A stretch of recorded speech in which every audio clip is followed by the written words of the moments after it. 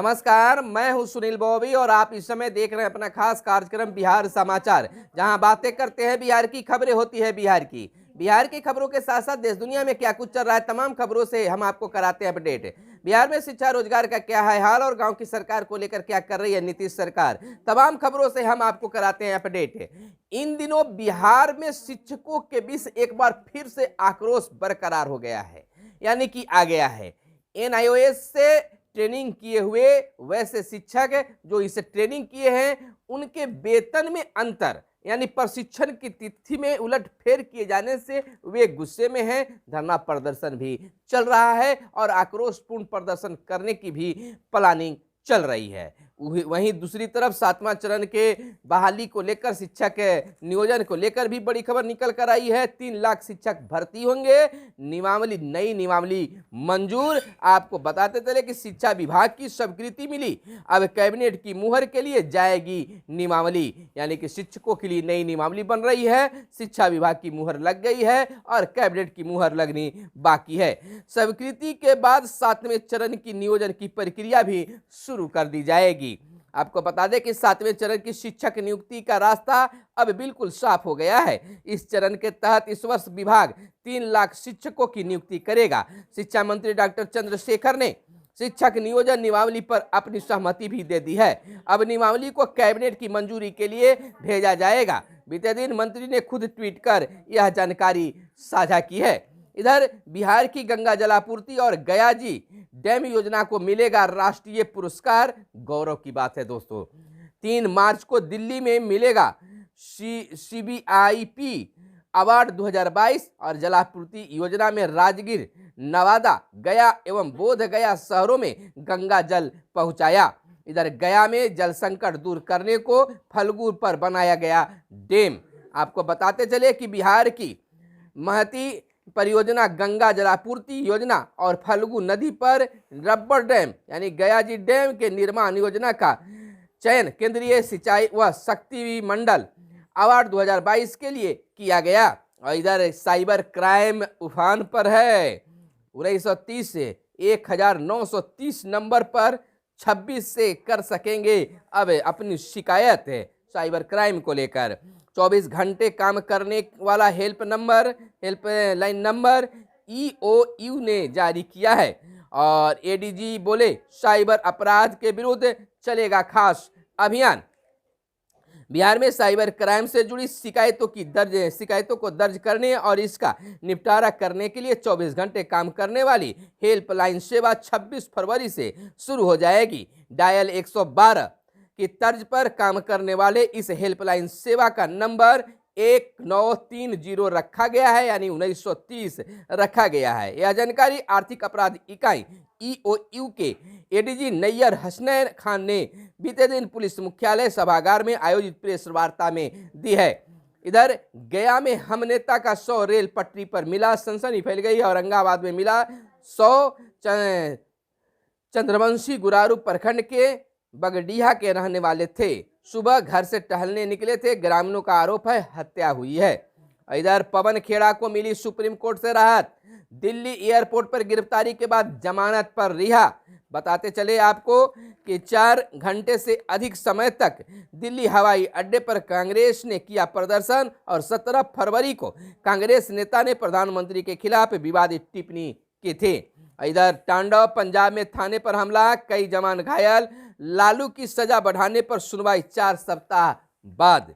और घुसखोरी में पंजाब में आप विधायक अमित गिरफ्तार। और इधर असमान ताप से आम और लीची पर सूटी मोल्ड व मधुआ कीट की मार। और आपको बताते चले कि 34 डिग्री तक तापमान पहुंच गया है राज्य के कई जिलों में। और अक्टूबर 2022 के बाद स्नातक छात्र छात्राओं को भी प्रोत्साहन राशि मिलेगा। शिक्षा विभाग ने तैयार की योजना, शीघ्र मिलेगा आवेदन का मौका। और इस समय 31 अक्टूबर 2022 तक की समय सीमा तय, 28 फरवरी तक करना है ऑनलाइन आवेदन। 50,000 दिए जाने हैं प्रत्येक छात्रा को और 1,60,000 को मिल चुकी है अब राशि। विधानमंडल में भी उठा था इस तरह के मामला। 14 IAS को मिली प्रोन्नति, वहीं तापमान की सहनशीलता बढ़ाने वाले रसायन का करे छिड़काव। गेहूं की खेती को लेकर फाइलेरिया रोधी दवा अब 2 तक खिलाई जाएगी। और आपको बताते चले कि सीबीएसई 12वीं की परीक्षा आज से शुरू और 80,000 भाग लिए। राज्य के 5 जिले साइबर अपराध के हॉट स्पॉट बन गए हैं।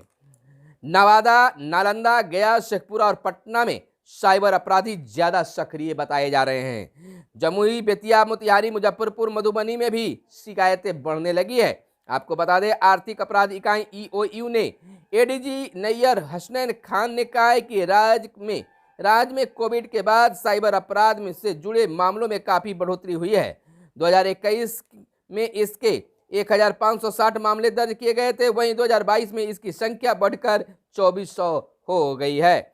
इधर युवाओं पर लाठियां बरसा रही है सरकार। विजय सिन्हा ने विधानसभा में नेता प्रतिपक्ष विजय कुमार सिन्हा ने नौकरी की मांग को लेकर पटना की सड़कों पर उतरे। बिहार तकनीकी सेवा आयोग बीटीएससी के अभ्यर्थियों पर हुई लाठीचार्ज की निंदा की है। उन्होंने आरोप लगाया है कि युवाओं को रोजगार देने के सरकार के जुमले की पोल रोज खुल रही है। 20 लाख नौकरियां देने की जगह सरकार युवाओं पर लाठियां बरसा रही है। विरोधियों को परेशान कर रही है सरकार, कांग्रेस ने आरोप लगाया है। केंद्र के निर्णय से जुटे उत्पादकों को मिली है राहत, तारकिशोर प्रसाद ने कहा है। और इधर विरासत नहीं दिखावट यात्रा कर रहे हैं उपेंद्र, जदयू ने कहा है। उपेंद्र कुशवाहा के द्वारा खास यात्रा करनी है, जिसको लेकर टिप्पणी की गई है। अभ्यर्थियों की मांग जायज, सम्राट चौधरी। विधान परिषद में नेता प्रतिपक्ष सम्राट चौधरी ने बीते दिन पटना के बीच चौराहे पर बिहार तकनीकी सेवा आयोग के भर्तियों के ऊपर पुलिस की लाठीचार्ज की निंदा की है। और इधर 25,500 उर्दू, फारसी एवं अरबी के शिक्षक भी बहाल होंगे। और टीएटी परीक्षा के लिए उर्दू, फारसी और अरबी विषयों की कक्षा 1 से 5 तक के पेपर 1 तथा कक्षा 6 से 8 पेपर 2 का आयोजन भी होगा। इधर शाह का कार्यक्रम मील का पत्थर साबित होगा, नित्यानंद का यह विचार आया है। यानी एनडीए और महागठबंधन 25 को मिशन 2024 का आगाज होगी।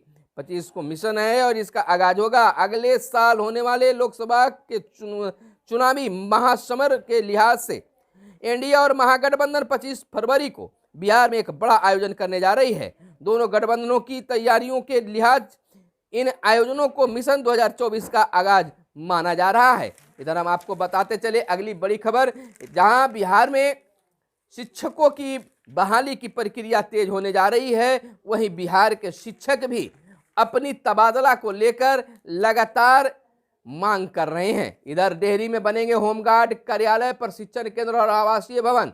शंकरपुर में खेलो इंडिया के तहत एथलेटिक्स ट्रैक का किया जाएगा भी निर्माण। और इधर बेतहाशा फीस बढ़ने से होती है कई तरह की परेशानी। यह लोगों का मानना है कि निजी विद्यालयों में बेतहाशा फीस बढ़ने से कई तरह की परेशानी देखने के लिए मिलता है। इधर औरंगाबाद से ही खबर आई है कि शिक्षकों के भाषा ज्ञान में वृद्धि के लिए हुई कार्यशाला आयोजित की गई है औरंगाबाद में। और कक्षा 9 की वार्षिक परीक्षा आज से शुरू हो गई है और बातूनी मशीनें आगे बहुत काम भी आएगी। देश दुनिया की बात कर ले तो पंजाब में हजारों की भीड़ का थाने पर धावा, और दावा युद्ध में रूस की मदद कर सकता है चीन। और पलानी स्वामी ने जीती पार्टी के नेतृत्व की जंग। इधर हरित ऊर्जा में भारत की क्षमता कम नहीं, प्रधानमंत्री मोदी ने कहा है। तो यह थी आज की खास खबरें जो आपके लिए काम की खबरें थी। कैमरे के पीछे हैं मिस्टर आशीष रंजन। तो फिर मिलते हैं अगले दिन, तब तक के लिए दीजिए इजाजत। धन्यवाद। जय हिंद, जय भारत, वंदे मातरम।